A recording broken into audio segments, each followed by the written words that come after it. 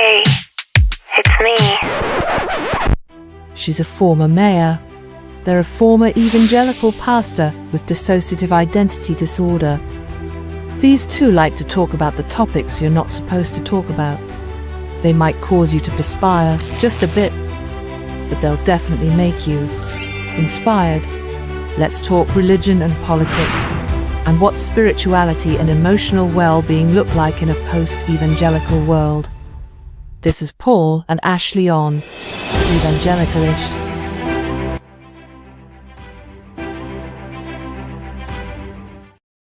All right. Hello, Happy Wednesday. Hey, happy hump day. Here we is. Hump day has never resonated with me. How did somebody get that to stick as a thing? Well, because it's the midpoint of the week and like it's all downhill from here. Like tomorrow's I get that, Thursday, but- like Friday Eve.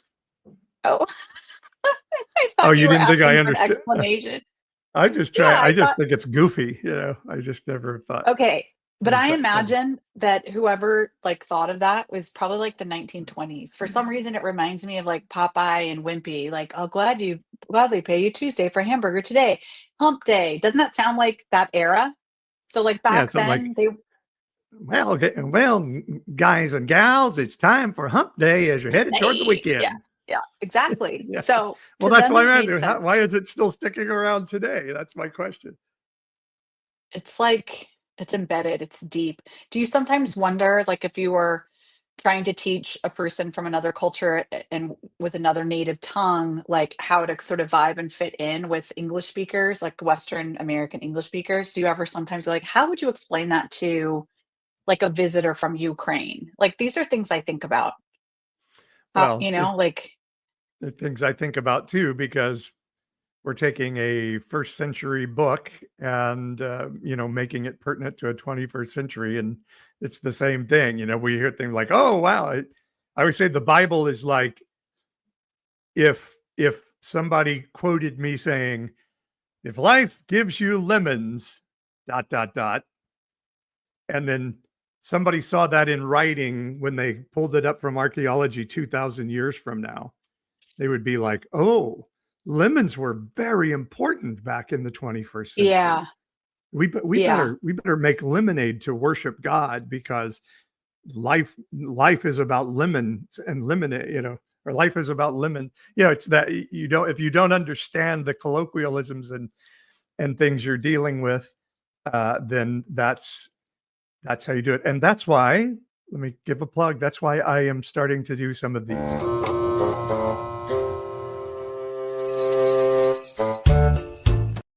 Snarky Bible tales. You can see them on YouTube. Oh, that was fun. I liked the little tune. I was like really wanting to see that. Okay, I'll have to go watch your stuff on YouTube, I guess.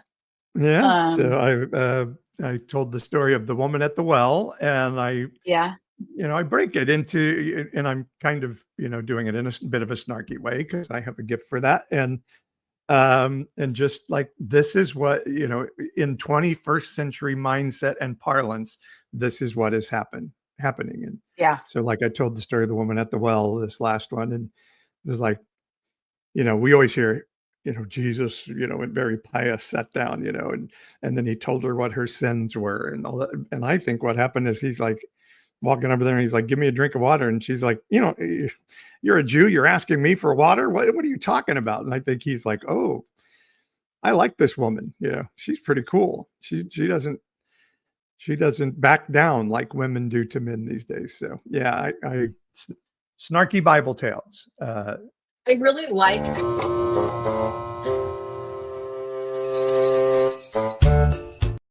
Yeah, check them out. There it is again. Let's do it. I really like how you took the hump day comment and turned it into this is why we should think about the Bible differently. That was quite brilliant. That's why I'm a pro. It's why I'm a pro.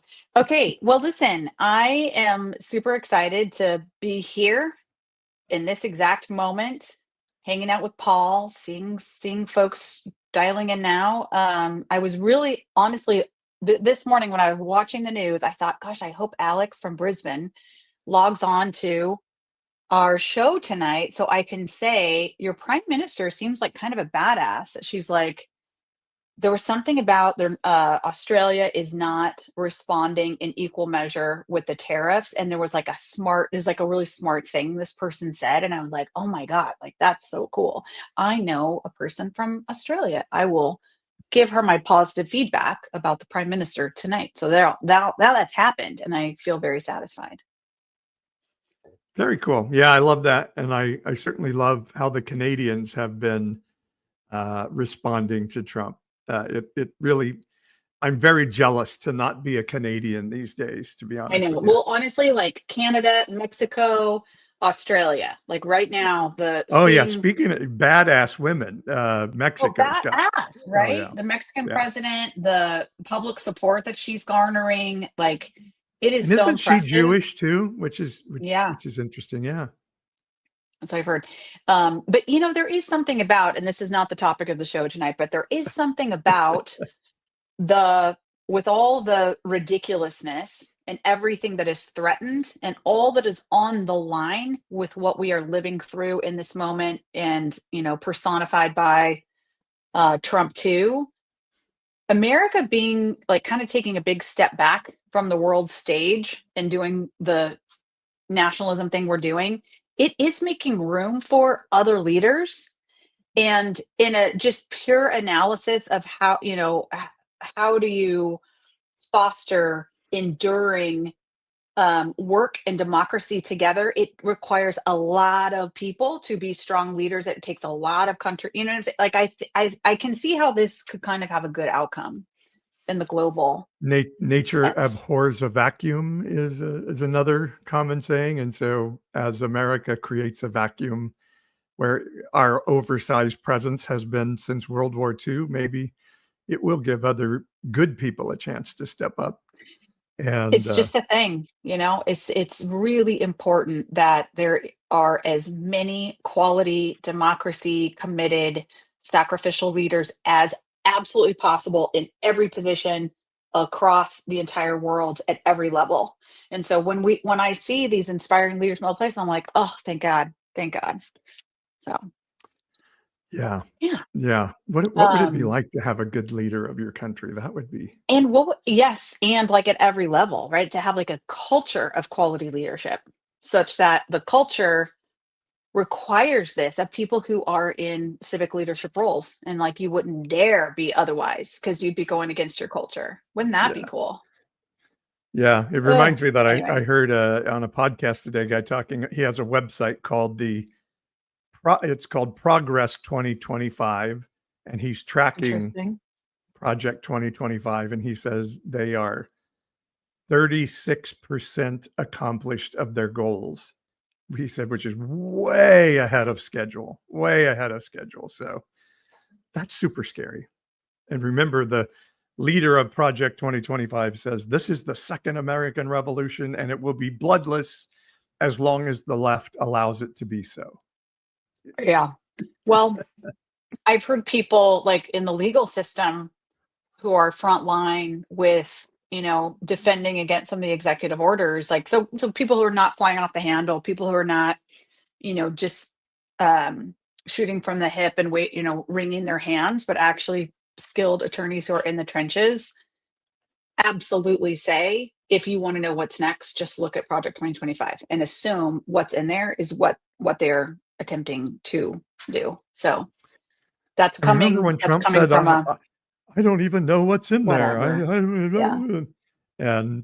And then his minions would say, Project 2025 isn't Trump. It's like, We never even heard yeah, of that. Wait, which year is right, that the right. project? Wait, which is the project here? Right? It's Right? like the one saying, Trump is saving us billions right now. Aren't you happy? Yeah, I buy that. Oh my God. Okay. Okay. Windy day. Hey. My hair looks like this because it's windy outside today. It's crazy. Okay, so Paul, okay, I planted a little seed with Paul before the show started, and he's picking right up on it. So let me loop everybody else in. I would That like to was going to be petition Paul. another smooth professional transition, and now you're going to pull the curtain back and tell everybody I what did. just I happened. did it. I did it. I need it because I need everybody to just see the, like, let it all hang out kind of thing. So, um, so Paul is the person who edits this podcast and posts it every week. Paul is the person who comes up with the title, sends out an email, and says, "Hey, this week is blah blah blah." So I never get to pick the title of the show.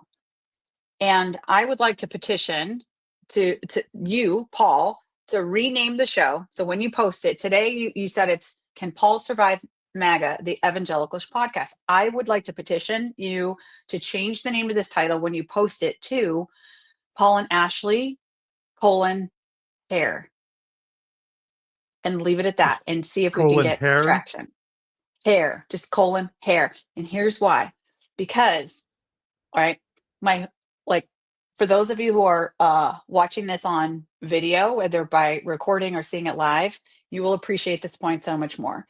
So here's the story behind the way my hair, which maybe doesn't look terrible on camera, but in person, I look like the wrath. Okay. Here's what happens to me. On Monday, I go to Oakland and I have a meeting up there. And after the meeting, there's a group dinner, and it's a bougie neighborhood in Oakland. Seems like super cool. I'm hearing the stories that the crime is going way down in Oakland. I love Oakland. I think it's the coolest place. And I Very want it to be the nice. case that Yeah. you could, like, park your car on the street in front of a bunch of people who are having dinner and that your car wouldn't get broken into. I want that to be true. And so I decide that I'm going to test it. You're going to I was manifest it. robbed. Manifested. I was robbed last March in Oakland, putting my bag into the back of the car in front of the hotel. Someone came by, smashed, grabbed it right in front of, like, practically out of my hands. And I'm like, it's a new day and things are better. And so I'm going to try it.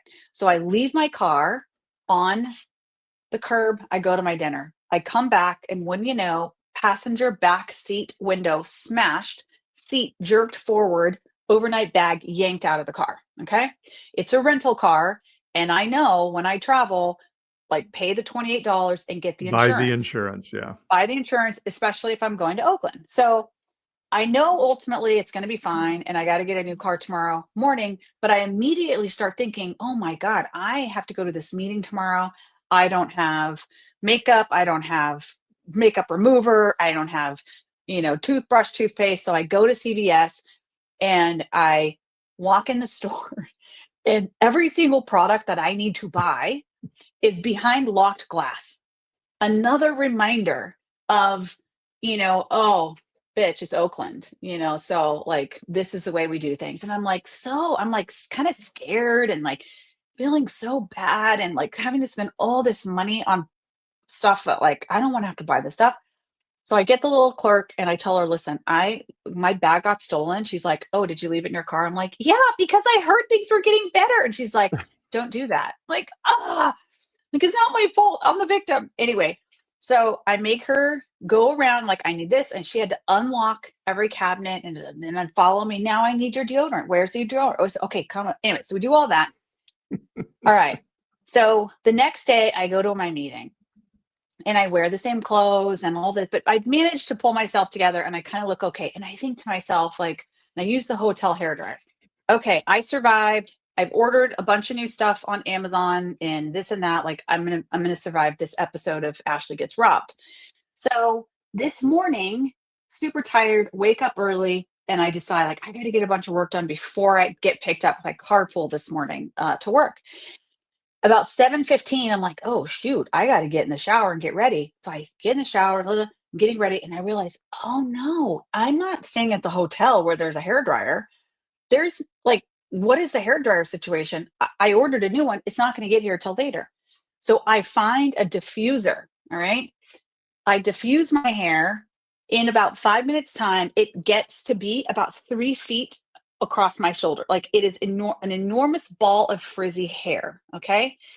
I have like 5 minutes left before my ride comes. So then I go, oh shoot, there is a 1989 Conair hairdryer in my downstairs guest bedroom. I'm going to, like, maybe I can put some heat on this thing and, like, deal with this mop of a mess.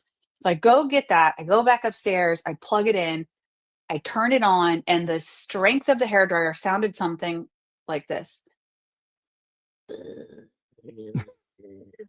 Like barely a whisper of air is coming out of this thing, and it is ice cold. So those of you who do hair know you got frizz. You are not dealing with it with a very weak airstream and no heat.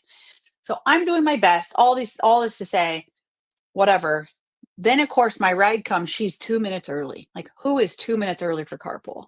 My ride is today. So I walk out the door, basically no makeup on, and my hair like all looking like this. And all day I'm just like telling people like, I got robbed and this is why my hair looks bad. And nobody is making the connection. So then I have to tell this whole story. And it just gets more and more dramatic as the day goes by. So then I know, because this is actually what we had planned to do, and this all goes back to why we should name this episode Hair. I know that Paul and I are going to talk about something tonight that actually has to do with Paul's hair. So I'm thinking to myself, we should loosely, your loose curl, like about as loose as your curl. I'm thinking, man, it's just the Paul and Ashley hair show tonight. All of this to say, Paul, tell us about what happened when you went to the local conservative radio station last week to sit down and do an stick interview. with the name that we have just for now. I received a message from a very kind sounding producer of a local podcast. I went and looked online and, looked at a couple of episodes of the podcast. It looked to me like a podcast that was one of those like, hey, today we have Fresno dermatologist, Bob Smith. Bob, tell us about dermatology. How do you blah, blah, blah, blah, blah, kind of one of those shows. And so I was like, oh yeah, okay, sure. I'll go on. I haven't been on anything for a while, but it turned out to be quite different. I didn't realize that it is connected to a radio show on our local right-wing MAGA super blowhard radio station. And then that the KMJ, topic would, by the way, for those of you in Central California. Yeah. 50,000 watts strong, as we used to say in the radio business. And the topic is me. It's not like what I do. It's not even necessarily like political, religious discussion. The topic is me. And when I kind of get over the oh shit of that, it turns into a pretty good exercise of like, okay, how am I going to deal with telling my story, talking about issues in our society today in a less than friendly environment? Now, friends who have listened to this already have said that, that host is an asshole, or that host is, was really trying to be kind, or, there's just been the gamut of opinions. I think he was trying to be kind. I think we had a good time together. And you just see, like, there are some people that are, we live in different worlds than other people, and that are just sure that everybody in the world agrees with the way they look at the world. And so I get some really crazy kind of responses from a very kind guy trying to be very kind. He could have been very cruel and said horrible things, and I could have got up and walked out. But I think it turned out to be a pretty positive experience. And so we wanted to share this tonight with all of you who hang out with us on somewhat of a consistent basis and have been really supportive of Paul and our journey together. And like kind of my first well, I'll just say this. When I got home, 'cause this happened on a Monday, I get home from work and Paul was like really like kind of like white, like white as a ghost, and like, you're not going to believe what happened today. And it was this, and it was a couple other things, and it was like just kind of a hard, big day. And then but I didn't listen until Saturday, because that's when the show posted.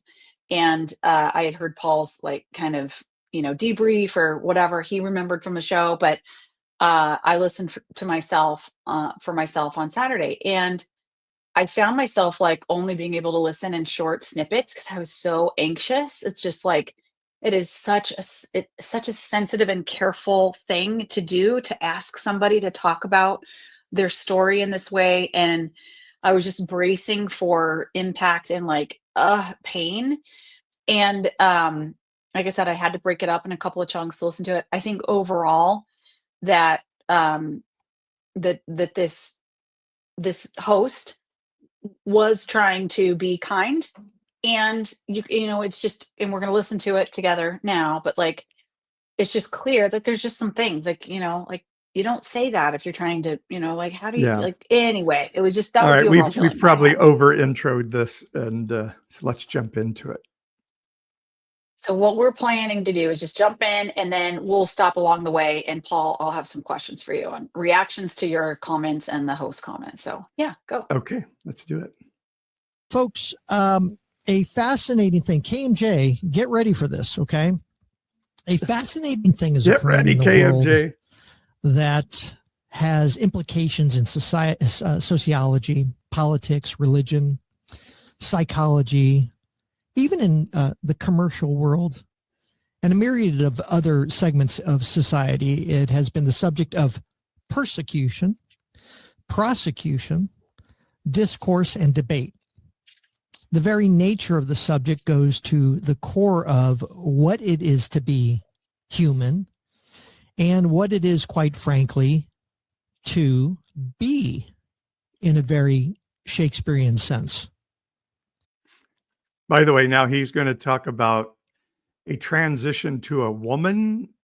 That's not anything I ever shared with him. I've never shared on social media. I'm not sure where he got that, but just so you know, he's going to throw that in there. And that's not a really good definition of where life is going, but FYI. I will give a caveat prior to today's discussion that I am a very matter-of-fact guy. I believe that I answer questions in the simplest of terms because I'm a simple guy. And although I love the psychology of life, and I love the emotional discussions we have on this show, many times I resign myself to the fact that our lives consist of about 50 to 80 years on this earth, if we are lucky, and that we make the best of it before we die. That there are no great mysteries, even though we are constantly searching for mysteries, that we get out of it what we put into it. In that light, I'm very much a pragmatist, and I guess one would say an existentialist. Today's guest is a longtime public figure, most prominently as a former sportscaster for KCTV Channel 24 News. Currently, he is a pastor, right? A podcaster, a life coach, and counselor to many on his podcast, The Unconventional Pastor Paul. He's also the husband of Fresno's former mayor, Ashley Swearingen. MASH. And that Masher. sort of gives it away a little bit. But significantly... Now, what does that mean? That sort of gives it away a little bit. It just means that it's Paul Swearingen on the show. For okay. today's show, much of the topic of discussion will be his transition to a life as a woman. Okay, stop right there. And So he says that. I imagine you like drinking a cup of coffee and going like that on the microphone. What was going on for you in that exact moment? Or did you like crap your pants, or what? And what were you thinking right then? You know, I didn't crap my pants. And when I hear that, I think of an old Saturday Night Live skit commercial where they had a product called "Oops, I Crap My Pants," adult diapers for seniors. I already, like, just this point into the intro was like, You knew. You were like, this is not exactly what I was expecting, yeah. but I'm learning in my master's training for marriage and family therapy something called differentiation. It's when you rise above the anxiety level of whatever struggle you're counseling people through. And so I was just sitting there going, differentiation, differentiation, differentiation. We're going to show this KMJ audience that libs aren't insane and aren't easily triggered and all of this stuff. And then I just made note of it, and I'm like, I'm not going to make a big deal out of it. When I get a chance, I'll correct it. Yeah. So, Well, I really applaud you for being able to have like a presence of mind in that exact moment. Because man, that is a definitely take your breath away kind of like feeling, so good for and you. and And thinking, then, and this is going to be told to the KMJ audience in our city. oh gosh, yes. And then isn't it so fascinating that this happened for us in our own, just, our own little tiny world that we live in, right? But in the same week that Gavin Newsom talked with Charlie Kirk and had this kind of whole explosion on, it's like, talk about, like unlikely conversations, Gavin Newsom, Charlie Kirk, and then here we are, Mark Capitan and Paul Swearingen, same Yeah. week. I don't know. Yeah. Um, And yeah, by the way, Gavin Newsom just had Steve Bannon on his podcast. So isn't that interesting? Lordy. Whoa, Lordy, Lordy. All right, here we go. Lordy. Struggles he has had with a very, very religious family past, a search for an identity, and coming to grips with a life filled with years of conflicting beliefs, mental health challenges, and doubt. Typically, this topic is displayed by shouts from the left and shouts from the right. And our beliefs may not align today, quite frankly, but I am fascinated to see where this conversation will travel. So KMJ, come along for the ride, because you know him, you love him. Please welcome to the Mark Capitan Show, Paul Swearingen. Do they love me? That was beautiful. Did you write that, or did somebody write it for you? Of course I wrote that. That's very, very nice of you to say. That we've had a great conversation. I did a little bit of this editing show. for some of the mornings. You seem to be a sweet, lovely guy. I don't know much about you. I know you. So yes, this is where my friends are, who listened are already like, he's, calling, he's not using pronouns and all that stuff, But I just kept telling him he's trying to be kind. He's just cursed That's by it. I mean, KMJ white privilege. Yeah. That's it. And like the sweet, lovely guy. I mean, that feels a little like let's say it's condescending. Let's say we're still in the neutral category though. I'm not willing to like throw a demerit yet. It's just like I'm a little like, what, when I hear that. So go. Okay. All right. The sportscaster. You were at KC for how long? I was at KC for about 4 years. Yeah. And then I stepped out of there, actually went to work for a community hospital for a while with their physicians group over at Sante Health System. And then went to work at ESPN, the ESPN radio affiliate here, until I got a group together and we bought it. By the way, I hate listening to myself, just FYI. That's so interesting. That's so interesting because you have such an easy voice to listen to. But I could let me just say this. I could tell at this point in the podcast, I could hear, oh shit, my husband's nervous. I could hear, I don't know if anybody else could, but I could sense it just from that little snippet. I'm like, oh, and now of course I'm listening to it on Saturday after it already had been recorded. But in my mind, I'm like, okay, deep breaths. You got this. You got this. Like, and you did got it. But like I could hear the nerve. Okay. Well, then we sold it to the ever lovely Chris Pacheco. And I was about to say, you were palling around with Chris Pacheco. Yeah, I worked with Chris for... that explains a lot. Chris is a pretty well-known local guy who is... Yeah, big personality. Big personality. There you go. 3 years. We had so much fun together. And then I stepped into pastoring and started a church and led that for about 10 years. So you've had a lifetime thinking about this issue. You had a lifetime probably of thinking about this issue of identity, sexuality, etc. And bear with me if I try to understand a lot of it. And by the way, thank you at the very beginning of all this for being so open to be able to come on here, and especially in front of an audience like KMJ, which is probably not, your greatest supporters in this act of transitioning. It's probably... Wait, he just said they loved me a second ago, and now they're not my greatest supporters anyway. The most important audience to talk to, because there's such vitriol and misunderstanding, and I think, frankly, outright lies about trans communities. If I can adjust your language just a bit, I'm not transitioning to a woman. I'm on a journey of discovery, and what I would call myself is non-gendered, in that I was given a diagnosis of dissociative identity disorder. So I'm trying to figure out what that means. And there are parts in here that are of different genders. And so we're just trying to figure out what that means working together. But there is presentation of, there's always been a fascination in me that of feminine presentation of like, so I have my nails done. You look like every rock and roll buddy that I've ever known. Well, I just want to tell painted nails, every male out earrings, there, and great hair. Every male, if you have never gotten your nails done.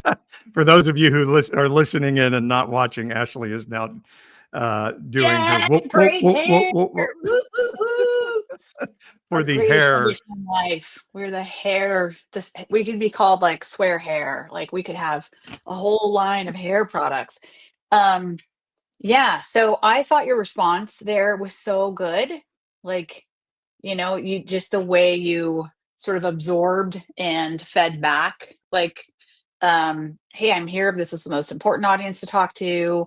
There's a lot of misinformation, etc. And also, I'm not like, this is the first time you put on the table, like, it's not real black and white. And it's not it's the beginning of the theme of like, maybe there is more fluidity in the world than it is exactly male and exactly female. And I think you just gently placed that concept right back on the middle of the table. And I thought that was like a really nice little point there. And he mentioned being simple at the beginning. And to me, particularly because he's not a stupid guy by any stretch. No, by no means. Simple means like, I don't like to play with the nuance.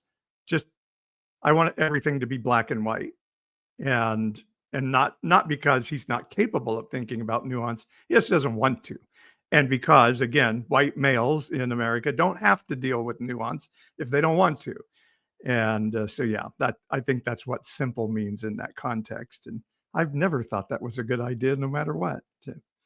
You don't know what you're missing. It is so amazing. I just had a pedicure today, and there's just nothing like it. You guys, we're just getting ripped off, guys. My buddy who gets pedicures. There you go, Frank. Oh, I heard it's wonderful.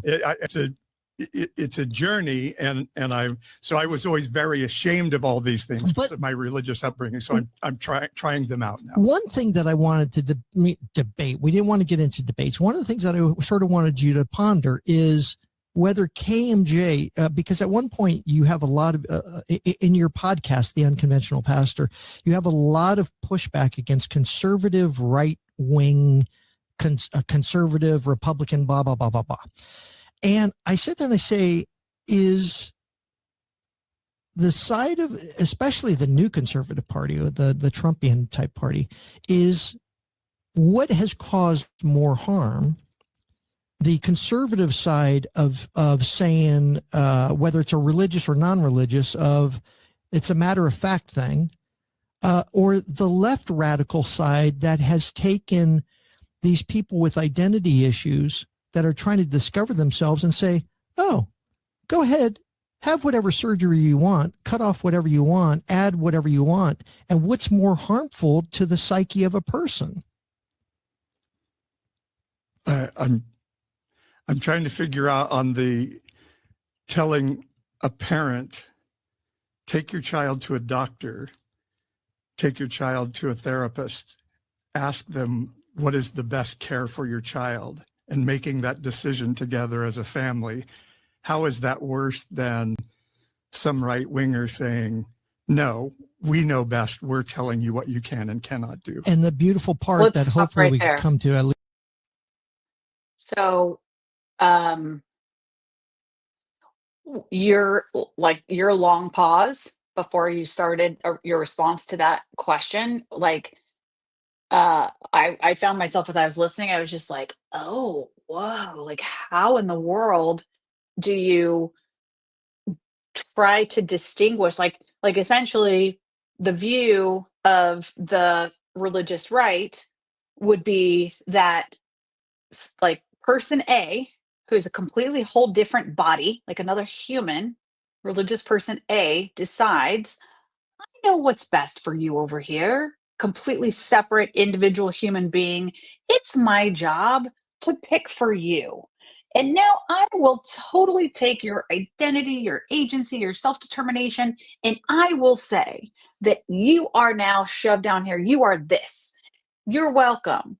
Is that better than a person having their own like ability to direct their life? Like that's essentially the question he was asking, and I think it was an innocent question. I think he really sincerely was asking, wouldn't it be better if we just went along with other people deciding what your life should be? Isn't that better? Right? Like that's basically what he was asking you. Yeah, and the pause was, I was like, how? There's not enough time to go try to fix all of that. That's So right. how do we just deal with it in a big picture? You know, I think your description is good. I just think when you're in that world, like like I said, I think we're in just different worlds, and so you're just like, and maybe he's not talking so much about somebody telling you what to do being better than making your own decisions. He's saying, isn't it better just to tell people don't mutilate yourself? You know, he didn't use the word mutilate, but that's a word that right wingers use a lot. And he just said cut off, you know, and he uses, you know, just so all they hear is, oh my God, there's people running around cutting their genitals off and having their children cut their genitals off. And this is what's in their mind. They're not even thinking about what is the broader picture behind it. So I don't know. What I hear him saying is, isn't it better to like, I think what he's trying to say is like, tell people they, you know, don't support them in being trans. Let's get them fixed. Isn't it better to get them fixed instead of letting them cut off body parts or Instead whatever? of That's what, yeah, and he goes on to like make, it becomes the next whole section, if I recall correctly, it becomes a very clear, like, you know, gender fluid, trans, what, like gender non-conforming, they're like, you are broken. Why yeah. can't you just admit this? And why can't you just say you're broken and we can all agree you're broken, and then you shouldn't go cut things off? Like that's definitely the perspective that he comes from. But I'll tell you, as a small C conservative, like, which I don't know if people would still allow me to claim that, but whatever. I think I still am.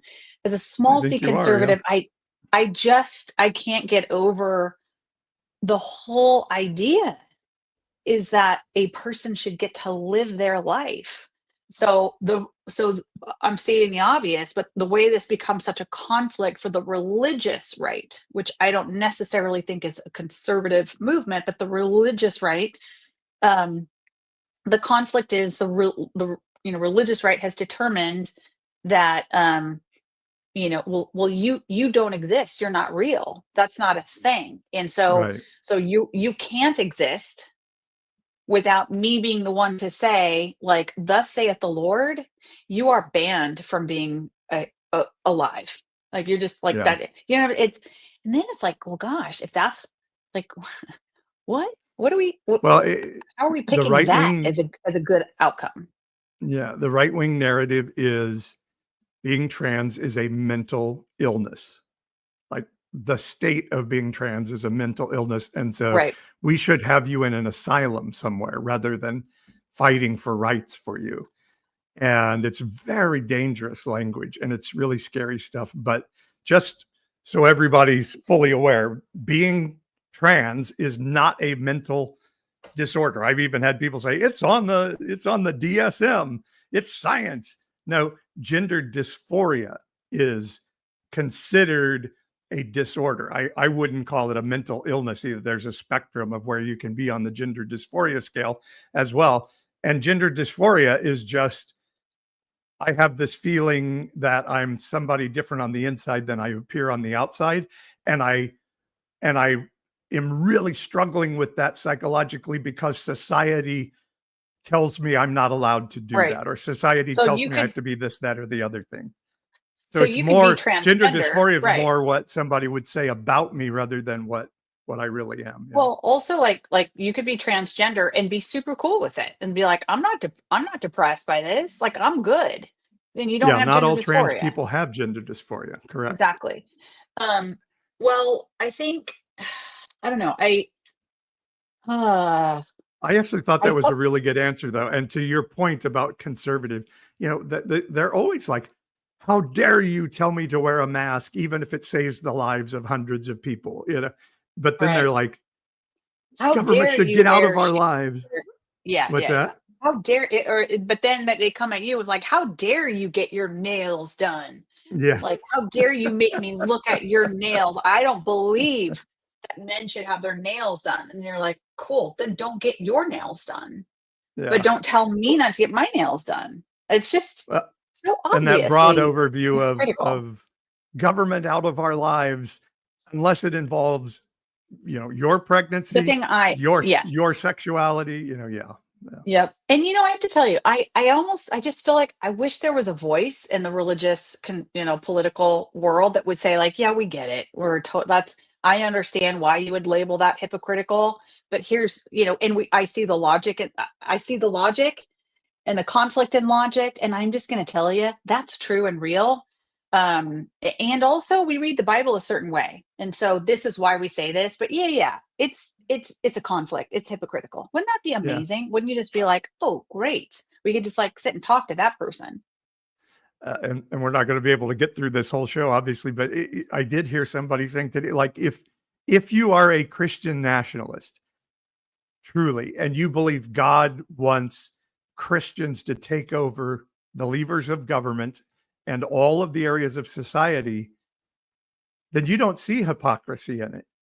You don't think it's hypocrisy at all. Like, I'm Okay. saying no to humanist, liberal, terrible ideas that are horrible, and yes to the good idea of Christ being the King of America. And I thought that's really interesting. That is You really can't see interesting. your You hypocrisy. can't. Yeah, Mm. yeah, Also, I want to say that I think, okay, maybe someday we do like a little grid or like a little sort of spectrum this way up vertically of like kind of like if that what you just expressed is like the sort of most extreme Christian nationalist. I do think there are people under that are like not quite to that level that are like, hey, we believe Jesus is King of America, and we think people who profess that should be running things, but we don't. But we have a different view of Jesus. Like we don't think Jesus cares if guys have long hair or are gay, or you know what I mean? Like I think don't you think there is still that band of people who are not all the way to Christian nationalism, and our interpretation of Christianity is what needs to be nationalized? maybe. I in some way I would consider us to be those people. Who, like I say later in the show, I love the Bible, I love Jesus. It's just Christians that I can't stand. So I think that's a lot of what we believe. But yeah, there may be. I'm sure there are, and there's a Okay. lot of that, not all Christians thing. But I also believe there's a principality, if you will, in biblical terms, and a mindset that sort of has influence not only over all Christians, but just the whole Christian influence of our society. And in some ways, it's hard for us to shake that off, even if we're like, yeah, this doesn't seem like this is what Jesus would do, but I don't know. It sure seems like a lot of Christians agree with it. Well, I'll tell you this, and I know, yeah, now we're definitely not going to get through this whole show, but the whole Mark Capitan show. Okay, so having been like maybe in the band of people that were like, yeah, we're pro Jesus, and like we have a different view of how Jesus would show up in this day and age. Having been in that stream for a while to the point where there was so much conflict, you kind of couldn't stay in the same van, let's say, as the people. Like you're like, no, we're not going down that road. You're like, let me out kind of thing. Right, right. Um, uh, there was a lot of I mean, now looking back on it, a lot of tension and sort of built-in expectations around, like, if you're in the same van pool, like, of course, we're all agreeing on this stuff, right? And there was like, I remember this was probably in the Obama days, let's say, um, where it was like, haha, like, maybe maybe we don't have to completely conflict and, like, drive over the cliff together. Like, oh, maybe we can be like, oh no, I'm a little different. Da, da, da. And then it's just like that car just started careening this way, and like you just had to bail, right? Like, you couldn't stay there any longer. You remember those days, yeah? Yeah. Oh, yeah. In the Seven Mountains world, we were like, we don't think we're supposed to try to take the top of the mountain. We think Jesus would have served the mountain. Great idea. We should have Christian influence in education and healthcare and these seven mountains of society, but not try to take them over. But in the end, I think we sort of thought we were talking the same language.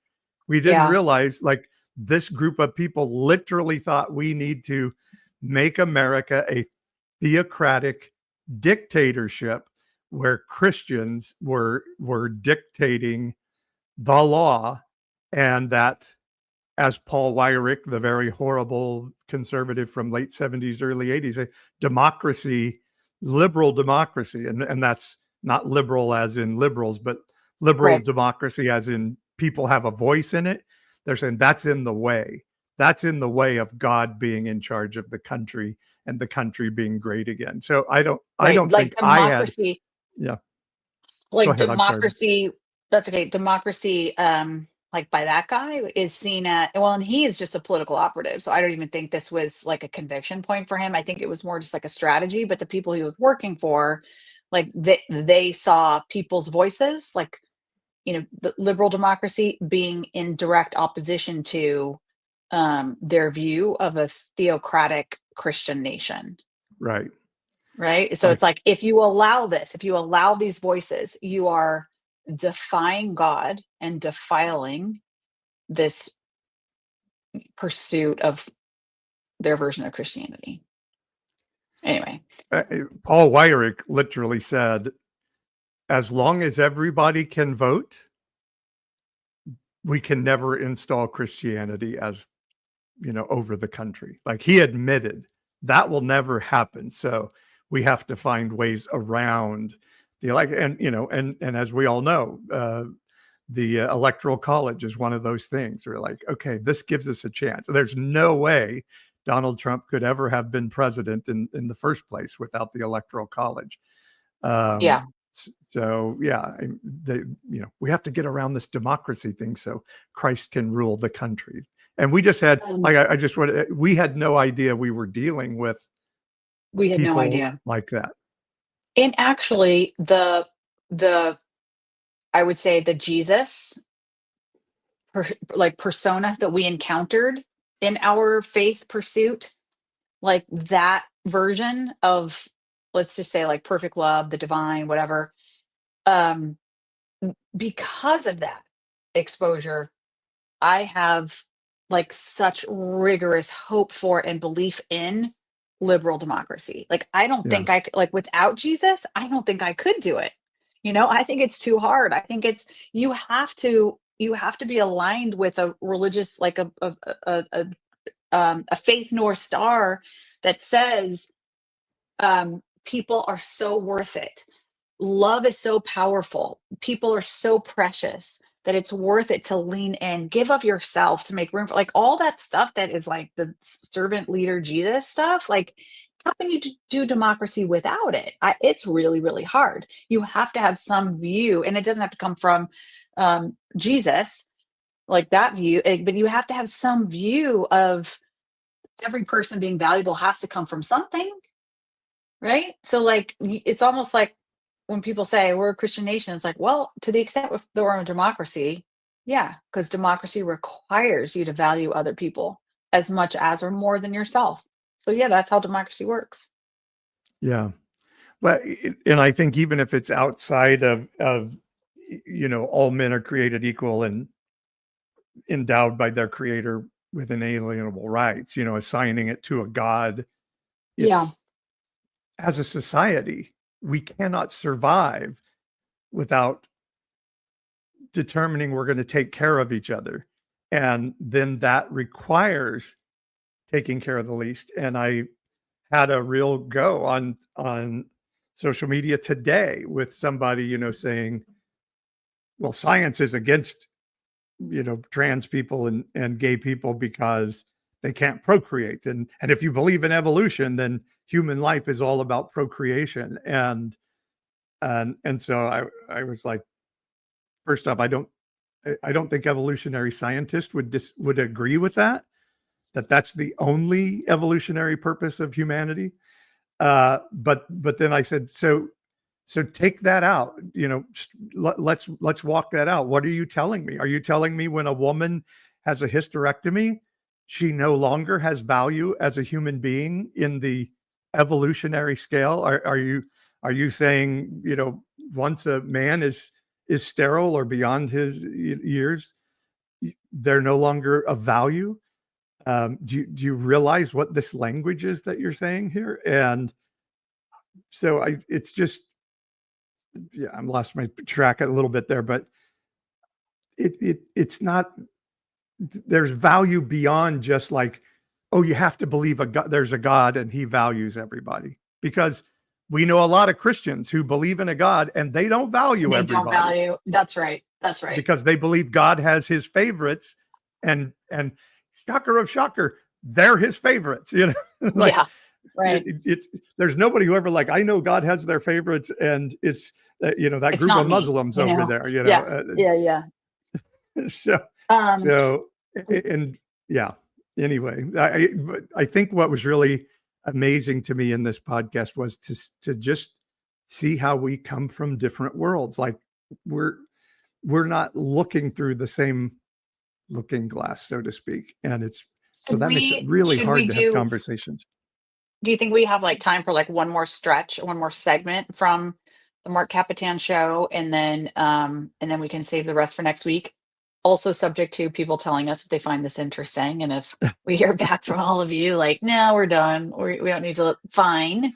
We are democratic in considering our listeners' perspectives here, but yeah, I'm a little bit bummed we didn't get into it more, because I would love to have just heard people's response to how they thought it went. Because I would love, I've wanted to be able to go on to some conservative media and have conversations, but just sometimes when I get in those situations, I freeze up a little bit. So I've been a little bit hesitant of it.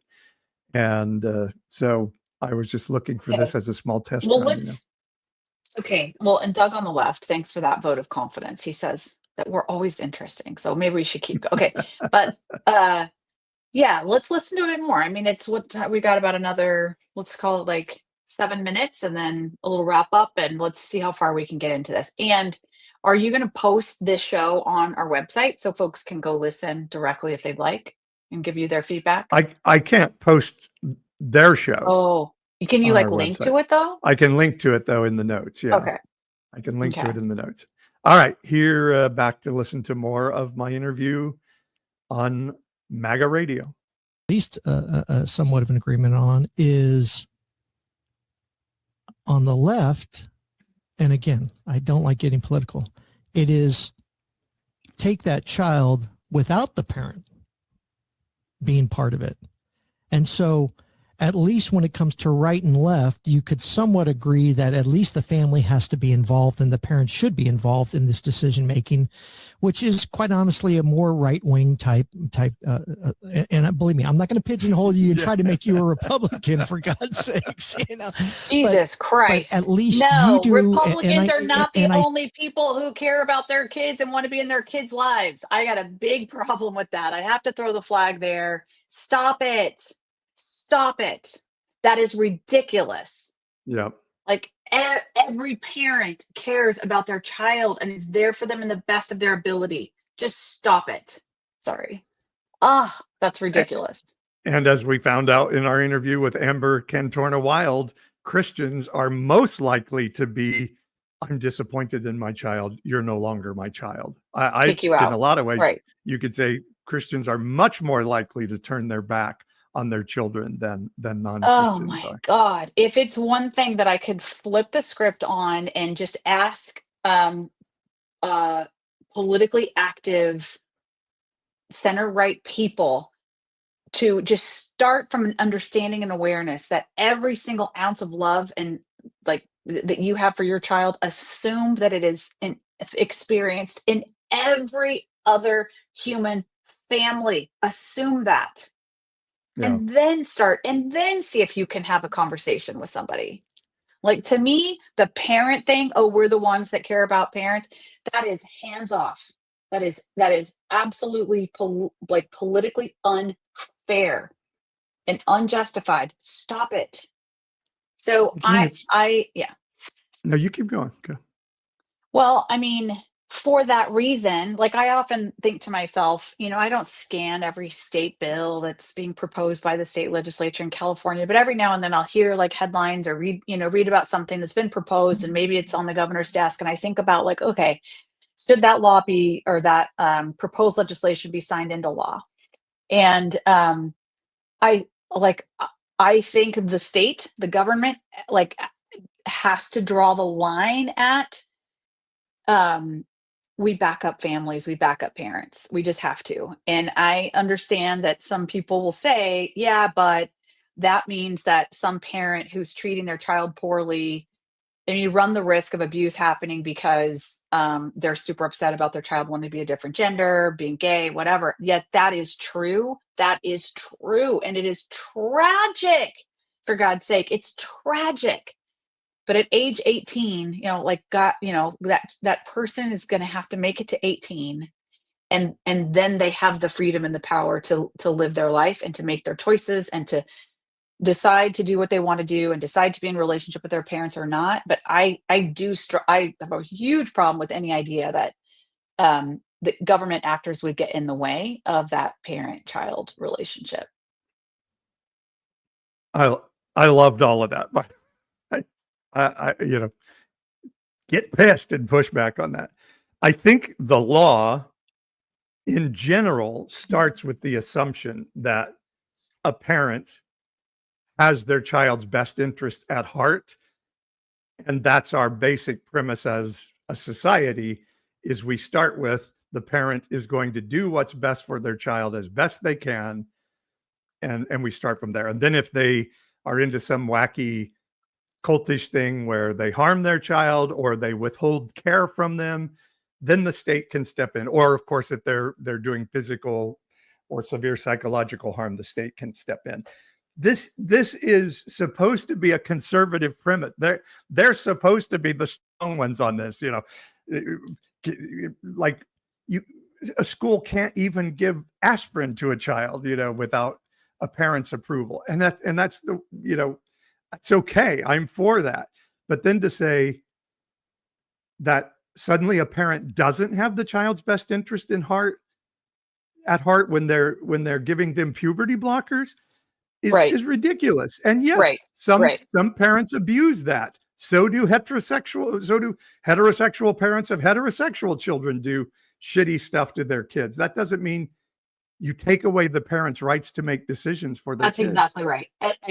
I'm glad you came back to that, because if the standard and expectation is like, hey, we all as people and society honor that parent-child relationship, there is nothing stronger, and that's what we want to reflect in our policies, up to the point where, like as Doug's pointing out in the chat, like mandatory reporting. Yes, I understand there are mandatory reporters and there is training and looking for signs of abuse. And obviously, like school teachers having to report if they're seeing signs of child abuse. Of course, that's kind of like we would all understand why that's important.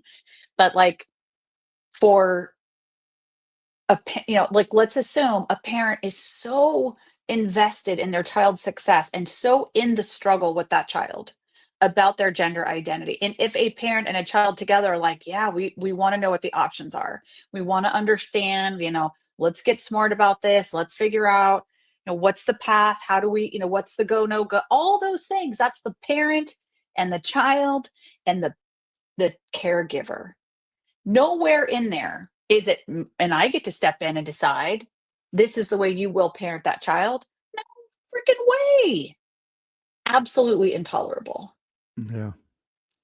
And that is Courtney, another example of where I'd love for somebody on the right to just say, like, yeah, you're right. Like, we get that it's pretty hypocritical for us to say we're the ones who get to parent your child and you cannot have the care that you want for, like, I just wish somebody would acknowledge that. Sorry, I cut you off. yeah, no worries. And the argument of, don't let the child make the choice at 18. A lot of them don't make it to 18. A lot of times the doctor and the psychiatrist, now doctors and psychiatrists can make mistakes. We understand that. That's a given.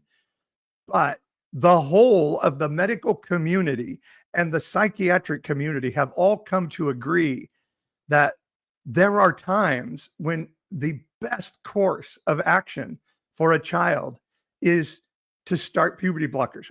Nobody is cutting the balls off of little boys except for religious people who are cutting the end of their penis sheaths off when they're born. By the way, we don't let children make that decision for themselves, or boys.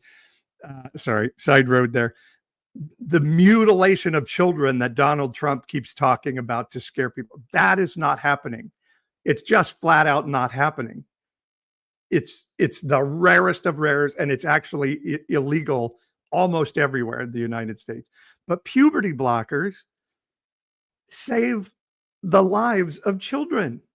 Like, keep them alive to be able to make decisions for themselves at 18.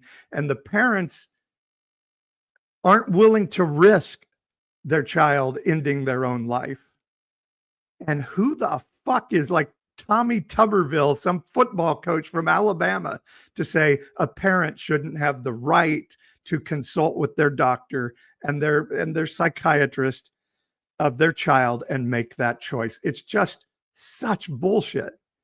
Yeah. And it's all out of that narrative of mutilation and this is an insanity, this isn't a reality, and all of those things. And it's just so much to try to unpack that with a right winger. It really is. And it's ultimately, and Doug on the left is making good comments in the chat about, like, at the end of the day, like, the laws, right? I think of all of the laws and the parameters that are established by the laws that have been, on every topic, not just this one. Okay. So no matter what, we know laws are never going to be precise or perfect. They're just not. Like, laws are sort of like boundaries and direct, like sometimes there's a really clear, like, exactly this or exactly that. And the intention of lawmakers is often we want this exact thing to happen, but you can't, there are too many variables. You have to allow for, like, how are you going to implement that law? Like, what is the practice of that? Like, you know what I'm saying? And that's why we have the court system, is because then we argue about whether or not this was the law or this wasn't the law. All this to say, like, the spirit that we're expressing here, the spirit of how do we create room for a parent to be caring for their child with expertise, knowing what the options are, like that. To me, I don't know if you can ever land on the perfect language, but is that not what we are trying to support here? I don't know. And this stage of like society. The idea that's more dangerous, letting parents make the choice for their children. I mean, it's like, yes, it's not even on the radar for me. And he, again, not out of cruelty or gotcha or anything, just out of what I call white privilege, right-wing echo chamber belief, thinks that's a logical, if not winning, argument to the subject. And it's just really hard to believe. I know. I would love to play a clip from just on this idea of, I don't know if you've ever heard of the Dunning-Kruger effect, where, like, wait, is that another thing from your graduate program? No, I knew this before, okay.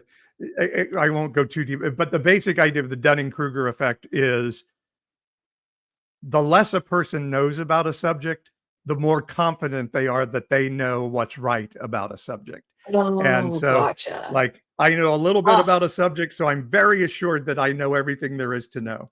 And then the more you learn, the more you start to go, I don't I don't know Yeah. much about this subject. And it goes, and then when you become an expert, you come to the other end and like, okay, now I know a lot about this subject. So there's a lot of people running around like, I have expertise on this. And so, I love this YouTube podcast called The Majority Report.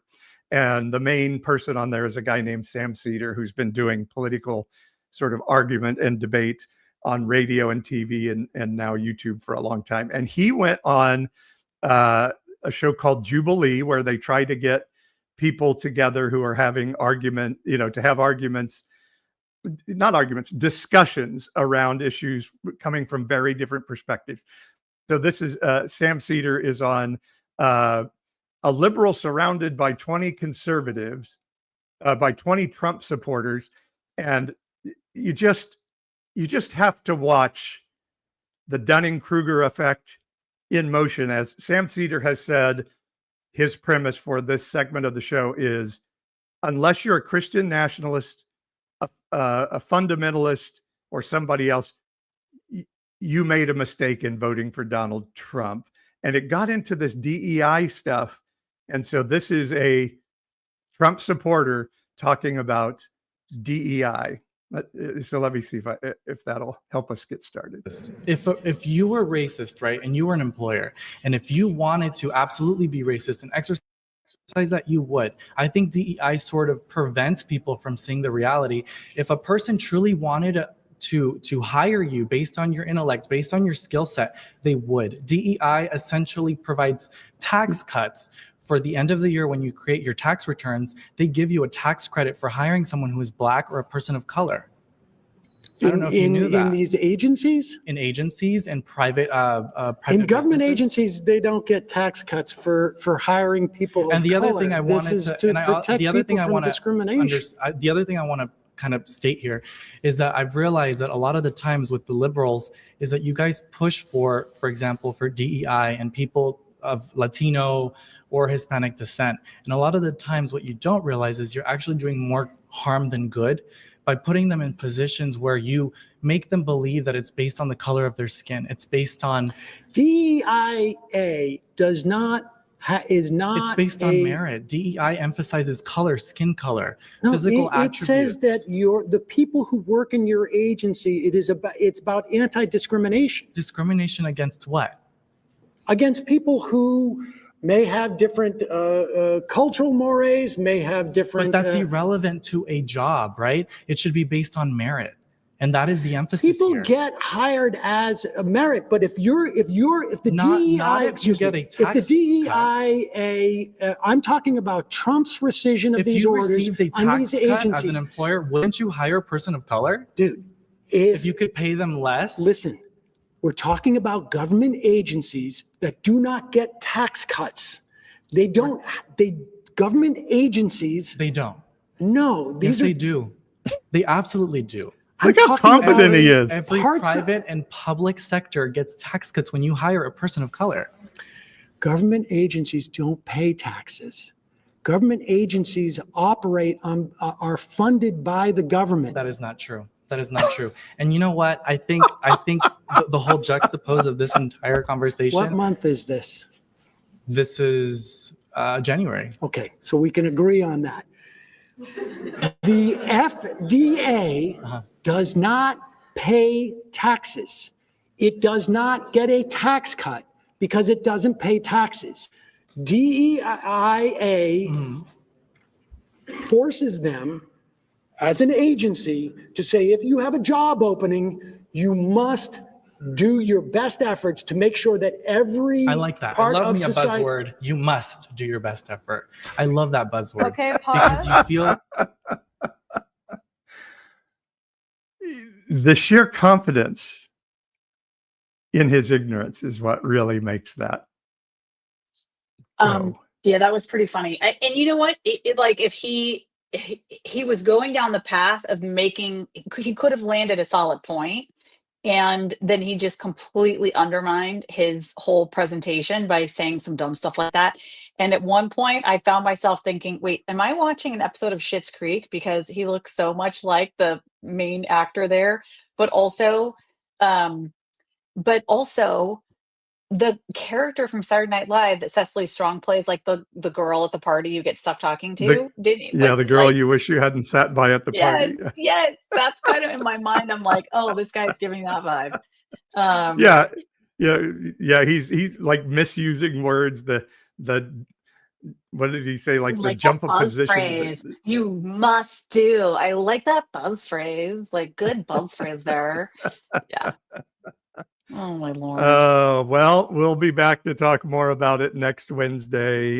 We didn't get very Okay. far into the show We at did not all. get very far. I have to say, like, okay, what are our takeaways from this episode? I'd like to tie this up with a bow. Number one, when traveling to Oakland and renting a car, you must buy the insurance, the damage insurance, and try a sedan and put your stuff in the trunk. So takeaway one. Takeaway And maybe put two. an extra little makeup kit in your purse and a hairbrush Yes, just in carry case. your hair dryer in your work bag, not your overnight bag. Takeaway number two, Paul, you did something really hard this week and you did it really, really well. And let's listen to the show. Paul will put the link and I don't know. I just think you need some encouragement and some affirmation. You did a really, really great job. You did something very Thank you. hard. And I also affirm the dude that was the host, Mark Capitan was being gentle, in his way, being gentle, revealing his lens that he looks through, but gentle, right? Trying to be kind. Yeah. And then I guess, like, what do we want to say? Is there a third takeaway besides Mike Wells telling us in the chat that our hair looks great, which I would happily end on that note? You're back on the hair episode for sure. Yeah. I think we have to take care of each other. It's a strange time in history, and it could get worse. So we're going to have to take care of each other because we can't depend on some of the norms of society to take care of us the way we have in the past, because again, we're dealing with people who are coming from really a completely different world with a completely different language from us, and fixing those bridges are really difficult in this day and age. So, And maybe on a hopeful note, taking care of each other takes me all the way back to the top of where we started, with the US receding from the world stage is creating an opportunity for other good leaders to step forward. And that ultimately is going to contribute to humanity. So maybe on an individual level, just being aware that we are, like, we have each other, and the each other in that, I don't mean to create a barrier of like, oh, us versus them. Like, no, people, like our structures in society aren't perpetuating that. So we have to do it as individuals. And I would like to believe that more people are choosing that than not, and creating new ways in which, maybe those structures someday they get rebuilt and they're more durable because human beings have chosen to take care of each other when sort of society wasn't reinforcing it. Does that make sense? yeah, and maybe some of this is we've just been comfortable for so long that we needed to get shaken out of that comfort to really think about, what do we want our society to be? And this is forcing us to, I hope maybe some MAGA people to think, is this really what I wanted? Is this really what I voted for? And maybe we start to get out of some of those echo chambers together. So, yeah. All right. Next Wednesday, we will see you. Go listen to the podcast. Go back to some back episodes and, hit our social media on Facebook. I'll tag everything in the show notes: Facebook, YouTube, Instagram, bless you, and whatever, all the social medias. I have quit doing anything on Twitter because I just can't stomach it anymore. But we're Delete. everywhere else, and Delete please Twitter. go do that. All All right. right. We'll see Love you next you all. week. Thanks, everyone. Bye-bye.